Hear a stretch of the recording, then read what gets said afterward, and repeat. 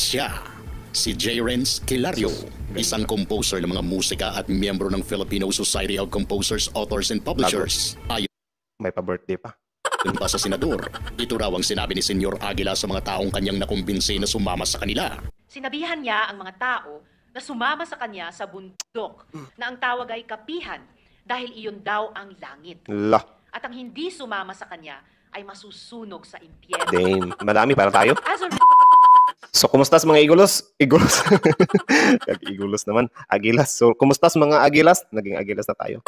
So, kumusta's mga Idolos? Ngayong araw ay i-react natin itong video patungkol kay Senyor Aguila kasi nga siya daw yung reincarnation ng Santo Niño. Then, reincarnation ni Santo Niño. Pero yon viral nga ito sa buong bansa dahil nga sa isa itong kulto. So, leader ng kulto itong si Senyor Aguila.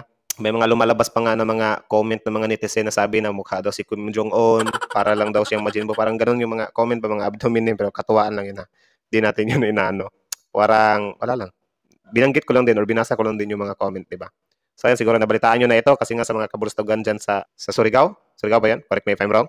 Naka-MJS pa nga itong si Senyor Aguila kasi grabe guys, sobrang nakaka-cringe talaga yung mga pinagagawa niya guys. Like yung mga tao talaga na nagtatanggol sa kanya, sobrang nakaka-cringe. Tapos yun nga, may mga lumabas na mga witness na para daw itong merong child marriage, meron daw mga drogas, mga armas, something like that. So marami palang mga kalokohan dito sa organisasyon nila. So ayun, titignan natin itong video na ginawa ni Historiador Pilipino. I-react natin to. So ayun, sa mga di pa nakapag-subscribe kay Historiador Pilipino, subscribe nyo yan. Tapos yun, ilalagay ko na lang yung link niya sa description below. Tapos panoorin natin ito. Meron itong pamagat na Senyor Aguila. Siya raw ang reincarnation ni Santo Niño. Damn.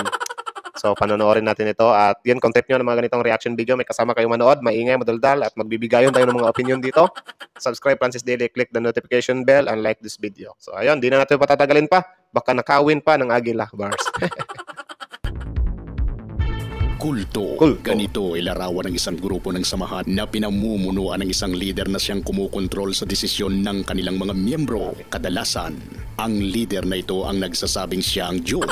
Kung hindi man ang siyang pinadala ng Diyos para sagipin ang katawan. Familiar. Sa panahon ngayon ay masasabi mong mababa na lang talaga ang tsansa na may mga tao pang maniniwala at sasama sa mga samahang katulad nito dahil sa masyado na tayong moderno at mulat na rin ang mga tao sa katotohanan. Tama. Kasi sa pagkakaalam ko, marami nga nagtanong dito na yung mga tao sasabihin lang, grabe, parang ang dali naman nilang nauto, parang naman hindi sila na sa modern technology na or sa moderno na tayo ngayon, tapos bakit sila nauto? So ayun nga, isa nga itong parang bundok nga guys, tapos para silang nabi-brainwash, para silang na-hypnotize doon. So yun, ikaw ba naman paniwalain guys na kung hindi ka daw sasama, mapupunta ka sa impyerno?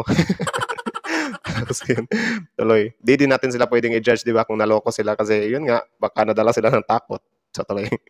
Hindi kagaya noong mga unang panahon na madali lang sa ibang tao ang linlangin ang kaisipan ng iba. Tama. Para makuha ang kanilang tiwala para kusang sumama sa kanila. Yun. Pero kahit ganito na kamoderno ang panahon na taas ng ating mga napag-aralan, ay meron pa rin palang kaso katulad noong unang panahon. Yun. Na may hinahangaan at sinusunod ng mga tao na isang leader na para sa kanila ay masyado itong espesyal dahil sa mga bagay na kanyang ipinapakita. Grabe. At sinasabi sa kanila.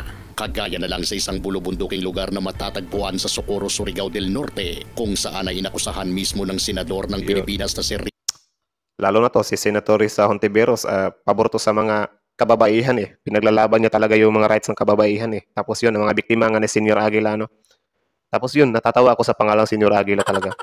Tapos yun nga, sa Senate hearing, Senate hearing na sinabi ni Bato, wag mo akong ipakulong ka ng Bato, Aguila ka. Parang nagre-reference si Bato doon sa Ibong Adarna Risa Hontiveros, ang samahang tinatawag na Socorro Bayanihan Services Incorporated. Yun. Na isa raw itong kulto. Ang pinag-uusapan nating mga bata ay higit sa 1,000 kabataan Grabe. na nasa kamay ng isang mapanlinlang, malupit at mapang-abusong kulto. Grabe. Ang 1,000 kabataan, men. Ang dami nun, men. Tuloy. Socorro Bayanihan Services Incorporated or SBSI ay isang civic organization na nakabase sa Socorro, Surigao del Norte. Ayon sa samahang ito, sila raw ay isang people's organization na ang tanging hangad ay ang ipamalas ang kabayanihan sa kapwa. Grabe, man. Rehistrado sila sa Securities and Exchange Commission. Rason para kanilang kuntinahin ang umano'y paratang ng iba sa kanila na sila'y kulto. Isa din yan sa sa mga kulto ba? Kapag napasok na sila dyan, hindi na nila ma-identify na napasok na pala sila sa kulto. Tuloy. 2019. Matapos tumama ang 5.8 na lindol sa kanilang lugar, ay libo-libong mga taong naninirahan doon ang nakumbinsi ng isang tao na manirahan sa bulubunduking lugar. Ang taong ito ay tinatawag nilang si Senyor Aguila. Nung nagkaroon pala ng lindol, para siyang naging evacuation center. Tapos yun, yung mga tao, no choice na kasi nga wala silang makain, baka binigyan niya din ng pagkain, parang ganyan. Tinulungan niya, tapos yun, kalaunan na meron ng mga kapalit, magtatrabaho na sila para sa kay Senyor Aguila. Tapos yun, para din talaga siyang si Kim Jong-un, Philippine version. No ad hominem, parang lang naman, comparing. Based lang din sa mga comments sa mga netizen, tuloy. Siya, si J. Renz Kilario, isang composer ng mga musika at miyembro ng Filipino Society of Composers, Authors and Publishers. Ayon May pa-birthday pa. pa sa senador, ito raw ang sinabi ni Senyor Aguila sa mga taong kanyang nakumbinsi na sumama sa kanila. Sinabihan niya ang mga tao na sumama sa kanya sa bundok. Ang cute tignan ng litratong ito eh. Like, nung nakita ko ba, parang ganyan. Ang cute, oh. Parang yung mga batang bully ba? Parang yung mga damulag na bully. Kaya siguro may mga sumusunod sa kanya, no? Tapos, siya daw yung batang Santo Niño, man. Damn. Tuloy. Na ang tawag ay kapihan dahil iyon daw ang langit. La. At ang hindi sumama sa kanya ay masusunog sa impyerno. Damn. Madami para tayo. As a result of these statements, there was a mass exodus to the mountain by the thousands of members of the organization, Naku po.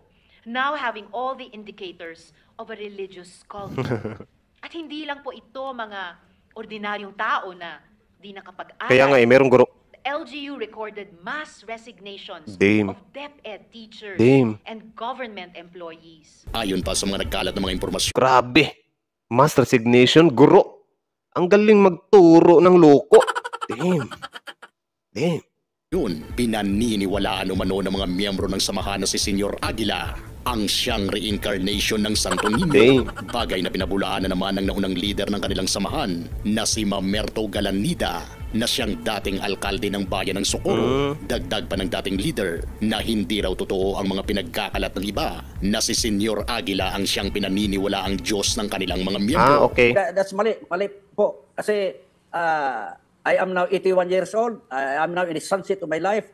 As former superintendent, former mayor, former member, ayaw kong maniwala yung mga halimbawa, mga fake na messiah. Para sa ilang mga miyembro na naninirahan sa lugar na iyon kasama si Senyor Aguila bilang leader nila, ay maswerte daw sila dahil sa magandang ginagawa ng kanilang leader sa pamumuhay nila. Yung leader namin, mabait po. Kung wala kang matitirihan na bahay. Ito na, pakinggan nyo na yung mga tao na na-hypnotize niya, kung paano niya minanipula. Like, sobrang, ewan ko kung anong ginamit niyang manipulation. Sobrang cute din ng taong to. Sarap kurutin ito. Tayuan ka ng bahay. Kung wala kang pagkain, bigyan ka ng bigas. Bigyan ka ng pera. Dito nabubulag yung mga miyembro, yung patayuan ng bahay, bigas, pera, pero hindi nila namamalayan na sila lang pala yung pinagpatrabaho ba? Kasi yung iba, pinapatanim, pinapaano, parang sila yung natatrabaho. Tapos kung ano yung kinakain, yun lang din yung mga bunga ng pinatrabahoan nila. So, ang labas pa rin nun, kasi parang may koleksyon si Senyor Aguila doon, parang nagiging mayor nila si Senyor Aguila ba? Parang nagiging Kim Jong-un Filipino siya. Ang kulit-kulit. Pero para sa mga dating miyembro na ngayon tumiwalag na ay kabaliktaran naman ang kanilang mga sinasabi. May mga kaso raw ng pananamantala sa mga babaeng miyembro ng kanilang samahan. Grabe. Sa pilitan din daw silang ipinapakasal sa kanilang mga kasamahan kahit na hindi nila ito gusto. Damn. At kahit na sila ay nasa murang edad pa lang. May private army din daw itong si Senyor Aguila at nagtatago rin ng mga matataas na kalibre ng mga armas. Grabe. Tapos yun nga yung pinuntahan na ng mga otoridad. Siyempre, wala na makikitang mga armas doon kasi may nakatimbre na eh. Malamang tinago na yun kung saan-saan, di ba? Sobrang lupit din talaga nitong Kim Jong-un Jr. na to eh. Filipino version, tuloy. Ay nahaharap ang samahang ito sa isang investigasyon at ayon sa DOJ ay ililipat na sa Metro Manila ang pagdinig sa mga reklamo laban kay Senyor Aguila. So ayon nga kay historiador, naniniwala ka daw ba na itong si Senyor Aguila? Comment down below. Tapos yun, ang opinion lang natin dito ay, well, ika nga sa batas, di ba, na innocent until proven guilty. So ayun hintayin na lang natin kung ano yung kalalabasan ng hearing nila doon sa Senado kasi guys, ginigisa na siya ngayon sa Senado. Natawa nga ako sa sinabi ni Bato na sabi niya nga, hoy ikaw Senyor Aguila, pag hindi ka talaga magano dito, kahit Aguila ka, maaari ka pang makulong. Huwag mong intayin na yung Bato ang magpakulong sa'yo. So natawa ako doon sa reference na ginamit ni Bato kasi Aguila, Bato, tapos yun yung Ibong Adarna, something like that, Ibon. Tapos ang Aguila, Ibon lang din. Tapos siya Bato, yung iniputan, na Bato yung eagle, something like that ba? Ang kulit nung ginamit na reference ni Bato. Tapos, yun, ang isa din sa gigisan nito, asahan natin itong si Risa Hontiveros, Senator Risa Hontiveros. Tapos ito din si Senator Robin Padilla, si Rapi Tulfo. So, sobrang dami talagang mag-aano nito, gigisan nito. Tapos yun, matatawa ka na lang sa yung mga video niya nga na nawalan siya ng lakas, na nahimatay siya kasi nga. Tapos yun, yung mga miyembro nila, sobrang grabe kung makapagtanggol sa kanya. Like, grabe talaga yung ginawa niyang pang-brainwash, So, kahit naman siguro hindi pa kahit naman siguro wala pang resulta, kung titignan mo talaga sa mga anggulo-anggulo, guys. Anggulo talaga. Like, yun, yung mga tao bakit sumama doon. May mga nag-mass resignation pa. Grabe yung mass resignation, Guro, paano niya nagawa yun sa mga guro? Pero ayun, ang opinion ko dito ay siguro dahil nung nagkaroon nga ng lindol sa kanila, kailangan nila ng parang something relief or tutulong sa kanila. Itong Mokong na to siguro ay nag-offer siya ng tulong, mga pagkain, pabahay, parang ganun ba. Sige, dito kayo, tutulungan namin kayo. Tapos yun, kalaunan, syempre, sa tagal ba naman ng mga panahon yun, di ba, dumating na sila sa punto nga dyan, magtrabaho kayo, magsaka kayo dyan, tapos magtanim kayo tapos magtanim kayo ng mga gulay, mga pagkain, ibenta natin, something like that. Yun lang din yung mga kakainin nyo, parang ganun ba. At di na nila namamalayan, guys, na nagiging, na pala sila, slave na pala sila, or nagiging kulto na sila kalaunan ba. Kumbaga, yung tinitignan lang nila ay yung mga gesture lang talaga, di ba? Well, marami namang ganyan ngayon, like, yung mga influencer natin, kahit na gumagawa sila ng hindi maganda, tapos tumutulong sila. Alam nyo yung gano'n na, halimbawa lang to sa matamaan magalit. Halimbawa, nagpo-promote ng sugal, tapos tumutulong. Parang ganun ba? Okay lang mag-promote siya ng sugal, tumutulong naman siya, pinantutulong. Parang ganun ba? So, di mo talaga sobrang katangahan yung ganun, di ba? Iisipin mo, guys, never na ma-i-erase yung isang pagkakamali sa isang kabutihan na gagawin mo. Dapat ituwid mo talaga yung pagkakamali mo bago yan maging okay. Hindi nagiging okay ang pagkakamali kapag tinabunan or pinantayan mo lang ng kabutihan na gawain, di ba? Hindi ganun umiikot yung Tapos yun, comment down below na lang kayo kung anong opinion nyo dito kay Senyor Aguila kasi ako nakukyutan ako sa kanya. Sobrang sarap niya talagang kurutin. Tapos, sobrang chill niya pa sa Senado na tawa ko pa ganun-ganun yung mukha niya. Parang matatawa pa siya pero iwan ko lang kung mag-isa ka dyan sa Senado, baka iyak-iyak na naman. Tapos sobrang dami nga na nagsilsurputan ng mga witness, Sana nga masampulan na din tong taong to at matigil na tong mga kahibangan nila doon sa SBSI na kawawa naman mga tao na dadamay doon. Ang mas kawawa pa doon yung mga bata, guys, like pinipilit pa na ikasal, di ba?